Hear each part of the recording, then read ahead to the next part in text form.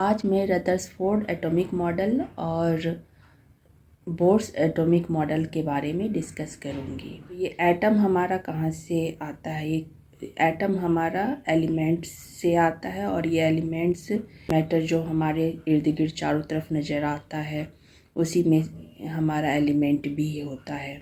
आखिर ये एलिमेंट का पता किसने लगाया, उसका फाउंडर कौन है? 1800 दशक के अराउंड हमें पता चला कि मेंडलीव ने ही डिस्कवर्ड किया कि एलिमेंट्स कुछ होते हैं जिन्होंने पीरियोडिक टेबल का नाम किया, जिसमें 60 एलिमेंट्स से परिचित करवाया उन्होंने। वही पीरियोडिक टेबल के जन्मदाता हैं, उन्होंने ही नाम दिया। एलिमेंट्स का पता चल गया तो एलिमेंट्स तो एलिमेंट्स का जो सबसे छोटा पार्टिकल्स होता है एटम होता है। हमें जॉन डाल्टन के थ्रू पता चला कि एलिमेंट्स में एक एटम होता है, बहुत सारे छोटे छोटे पार्टिकल्स होते हैं जो एटम के फॉर्म में होते हैं। तो उनका क्या ऑब्जर्वेशन था, क्या सिद्धांत था, वो देखते हैं पहले। डाल्टन एटॉमिक थ्योरी जिन्होंने 1803 में उन्होंने डिस्कवर किया कि अपना ऑब्जर्वेशन को बताया कि किसी भी एलिमेंट्स में बहुत सारे छोटे छोटे पार्टिकल्स होते हैं जो कि एटम के रूप में होते हैं। एक एलिमेंट्स में सेम टाइप के बहुत सारे एटम होते हैं और ये जो एटम होते हैं ना इसका डिस्ट्रॉय किया जा सकता है ना ही इसका क्रिएट किया जा सकता है किसी एलिमेंट का। और ये काफ़ी छोटे होते हैं, ये हम देख नहीं सकते, अपने खुली आँखों से इसे देख नहीं सकते। और ये बहुत सारे एटम्स मिलके एक कंपाउंड बनाते हैं। तो इतना इन्होंने पता लगाया एटम के बारे में। तो यही है डाल्टन्स एटॉमिक थ्योरी। हमें जब एलिमेंट्स का पता चल गया, एटम के बारे में पता चल गया, जे थॉमसन ने बताया कि इस एटम में भी छोटे छोटे पार्टिकल्स होते हैं, जो उन्होंने इलेक्ट्रॉन की खोज की कि इसमें एक इलेक्ट्रॉन होता है। वो भी उन्हें कब पता चला? जब वो कैथोड रेज के बारे में स्टडी कर रहे थे, तो उस ड्यूरेशन में उन्हें पता चला कि एटम के अंदर भी छोटे छोटे पार्टिकल्स होते हैं। तो उसमें से एक पार्टिकल्स इलेक्ट्रॉन के बारे में उन्होंने बताया कि ये एक इलेक्ट्रॉन पार्टिकल्स है जो एटम के अंदर होता है। तो इतना पता चला। फिर बहुत सारे साइंटिस्ट का अपना चल रहा था, उसी में रदरफोर्ड एटॉमिक थ्योरी आया। उन्होंने बताया अपने डिस्कवर्ड में, उन्होंने बताया कि इस न्यूक्लियस का पता लगाया कि वो सेंटर में एक वेट लेके, जिसका वेट होता है जो कि सेंटर में होता है और छोटा सा एरिया में होता है। वो सब पता करने के लिए उन्होंने एक्सपेरिमेंट किया था। गोल्ड फॉइल और अल्फ़ा पार्टिकल्स के एक्सपेरिमेंट में उन्होंने बहुत सारी चीज़ ऑब्जर्वेशन किया।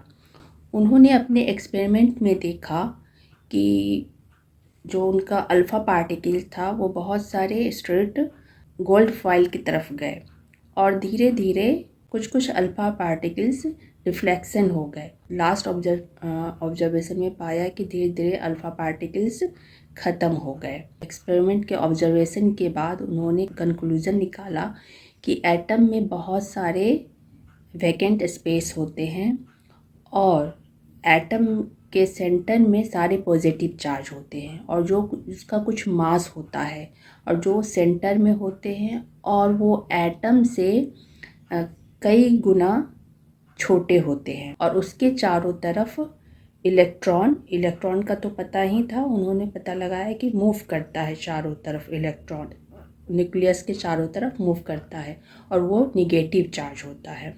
इस प्रकार रदरफोर्ड एटॉमिक मॉडल आया, जिसे हम लोग पढ़ते हैं और उनका मॉडल फेल भी कर गया है। तो क्यों फेल कर गया, पहले उनके मॉडल के बारे में जानते हैं। उनके मॉडल में क्या है? पहला तो उन्होंने बताया कि जो भी एटम के अंदर जो भी पॉजिटिव चार्ज होता है वो सेंटर पे होता है, जो कि प्रोटॉन है। जो भी वेट होता है एटम का वो सेंटर में ही होता है, जो कि न्यूक्लियस है, प्रोटॉन है। और ये जो इलेक्ट्रॉन्स जो होता है वो स्पिन करता है न्यूक्लियस के चारों ओर एटम में। और इलेक्ट्रॉन जो होता है बहुत ही हल्का होता है इन कंपेरिजन न्यूक्लियस प्रोटॉन से, तो उसका ना के बराबर वेट होता है, मास होता है। इनका ड्रॉबैक क्या था, इनके मॉडल में क्या कमी थी? उन्होंने इतना जो पता लगाया वो तो सही था, बाकी उन्होंने बताया जो ये जो इलेक्ट्रॉन है जो वो मूव करता है चारों तरफ, उसका कोई एक्सेलरेशन होता है जो कि वो धीरे धीरे उसका एक्सेलरेशन कम होता चला जाता है। और ये जो कम होता चला जाता है तो वो धीरे धीरे कुछ वो इलेक्ट्रॉन्स एनर्जी लूज़ करता है। और ये जब एनर्जी लूज़ करता है तो धीरे धीरे ये सेंटर पे चला जाता है, यानी न्यूक्लियस पे चला जाता है। तो इस कारण जब वो न्यूक्लियस पे चला जाता है इलेक्ट्रॉन, तो हमारा एटम डिस्ट्रॉय हो जाता है, वो स्टेबल नहीं होता है। लेकिन हमारा एटम जो होता है वो स्टेबल होता है। तो यहीं पे इनका वो मॉडल फेल कर गया, या तो यही है रदरफोर्ड एटॉमिक मॉडल। इसके बाद आया Bohr's model, Bohr's atomic model, जो कि 1915 में इन्होंने सामने लाया, बोर्स एटॉमिक मॉडल। इसमें उन्होंने बाकी सब तो ठीक है, इनका जो ड्रॉबैक है वो इन्होंने सही करके लाया। इन्होंने जो इलेक्ट्रॉन का मूवमेंट बताया उसमें अंतर बताया। उन्होंने बताया इलेक्ट्रॉन्स चारों तरफ मूव करती है, न्यूक्लियस के चारों तरफ मूव करता है और धीरे धीरे एनर्जी बढ़ता है। और जैसे जैसे एनर्जी बढ़ता है उसका ऑर्बिट नंबर बढ़ता है। तो और वो कुछ अपना फिक्स, हर ऑर्बिट में फिक्स एनर्जी होते हैं, फिक्स इलेक्ट्रॉन्स होते हैं। Postulates of bore models and atom. तो इन्होंने क्या बताया कि किसी एटम में सेंटर में न्यूक्लियस होता है जो पॉजिटिव चार्ज होता है और वेट होता है, और उसके चारों ओर इलेक्ट्रॉन मूव्स करते हैं, पहला। और ये जो इलेक्ट्रॉन्स होते हैं ये जैसे जैसे इसकी एनर्जी बढ़ती है ये ऑर्बिट फॉर्म करते चले जाते हैं, नंबर ऑफ ऑर्बिट बढ़ते चला जाता है। जो कि ऑर्बिट होता है, जैसे ऑर्बिट यानी n=1, एक ऑर्बिट n=2, जो कि जिसे हम KLMN के नाम से भी जानते हैं। तो इस तरह से वो ऑर्बिट बनाता चला जाता है जैसे जैसे एनर्जी बढ़ता है। और जब एनर्जी बढ़ता है तो हर ऑर्बिट में फिक्स एनर्जी होते हैं, फिक्स एनर्जी होते हैं, फिक्स इलेक्ट्रॉन्स होते हैं। मतलब हर ऑर्बिट्स में फिक्स इलेक्ट्रॉन्स होते हैं, और इस इलेक्ट्रॉन्स का एनर्जी जब बढ़ता है तो वो दूसरे ऑर्बिट में जंप लगाते हैं, और जब इनका इनका एनर्जी कम होता है तो वो कम नीचे वाले पहले वाले ऑर्बिट में चले जाते हैं। तो ऐसे इनका मूवमेंट होते रहता है। तो इसमें जो रेडिएशन जो होता है, इसमें जो डिफरेंस होता है उसके बारे में भी उन्होंने बताया। जो इलेक्ट्रॉन है एनर्जी ऑब्जर्व करता है और इमिटेड करता है। तो इसका वैल्यू उन्होंने बताया कि ये जो ऑब्जर्व करता है और इमिटेड करता है, जब ऑब्जर्व करता है तो ये हायर हो जाता है, और जब इमिटेड करता है तो ये लोअर हो जाता है, लोअर वाले ऑर्बिट में चला जाता है। और ये जब ऑब्जर्व करता है तो हायर वाले ऑर्बिट में हायर वाले ऑर्बिट में चला जाता है। तो इसका डिफरेंस बताया, ये दोनों का मेन बीच का जो वैल्यू निकलता है उन्होंने ये बताया, डेल्टा E=डेल्टा E2 - डेल्टा1।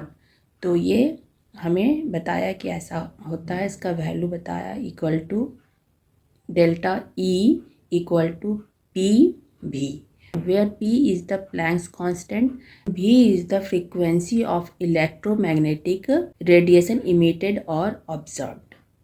तो ये इन्होंने बताया। फिर उन्होंने ये भी बताया कि जब इलेक्ट्रॉन्स मूव करता है न्यूक्लियस के अराउंड किसी ऑर्बिट में, तो उसका एक एंगुलर मोमेंटम भी होता है, NeVr = NH/2π। ये इक्वेशन उन्होंने दिया, where me is electron mass, v velocity of electron, r radius of the nth orbit।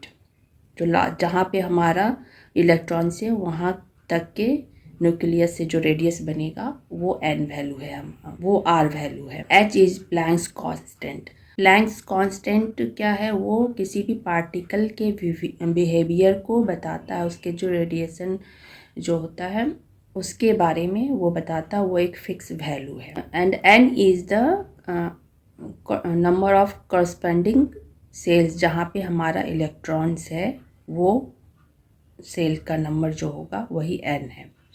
तो यही है जिन्होंने हमें बोर्स मॉडल ने ये सब हमें बताया कि ऐसा होता है। इनके मॉडल में लिमिटेशन क्या था?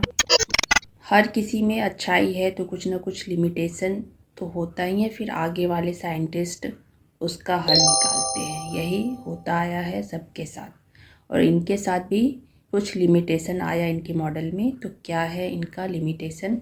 इनका मॉडल जीमैन इफ़ेक्ट में फेल हो गया। इसमें क्या होता है, स्पेक्ट्रम लाइन जो होता है वो स्पेक्ट्रम लाइन छोटे छोटे कंपोनेंट में टूट जाते हैं presence of static magnetic field में। तो इनका मॉडल नहीं फुलफिल बैठा। दूसरा इनका मॉडल स्टार्क इफ़ेक्ट में भी प्रूव नहीं कर पाए। इसमें क्या होता है, इसमें भी स्पेक्ट्रम लाइन जो होता है छोटे छोटे कंपोनेंट में टूटते हैं प्रेजेंस ऑफ इलेक्ट्रिक फील्ड। तो यहाँ भी इनका नहीं बैठा। तीसरा इनका मॉडल हाइजेनबर्ग अनसर्टेनिटी प्रिंसिपल पे भी वायलेट किया। इसमें क्या है कि किसी भी पार्टिकल की पोजीशन और उसका मोमेंटम साथ में हम नहीं पता कर सकते। तो यहाँ पे उनका ये मॉडल फेल कर गया। और ये भी एक्सप्लेन नहीं कर पाए स्पेक्ट्रा लार्जर एटम से ऑब्टेन नहीं कर पाता। मेनली यही है बोर्स मॉडल और Rutherford's model. Why does electrons revolve around the nucleus? जैसा कि हम जानते हैं कि इलेक्ट्रॉन में निगेटिव चार्ज होता है और प्रोटॉन में पॉजिटिव चार्ज होता है। इन दोनों के बीच एक अट्रैक्टिव फोर्स लगता है, तो वो दोनों एक दूसरे को अट्रैक्ट करते हैं। जो कि प्रोटॉन का कुछ सेंट्रीपिटल फोर्स होता है इलेक्ट्रॉन के ऊपर, लेकिन इलेक्ट्रॉन का जो सेंट्रीपिटल एक्सेलरेशन होता है उसे रोकता है। वो अपना काम ऑर्बिट पे घूमता रहता है, उसका सेंट्रीपिटल एक्सेलरेशन नहीं अट्रैक्ट करने देता। टेंजेंशियल वेलोसिटी है, उससे अपना वो राउंड लगाता है ऑर्बिट में और वो डिस्टर्ब नहीं होता, वो प्रोटॉन से अट्रैक्ट नहीं होता।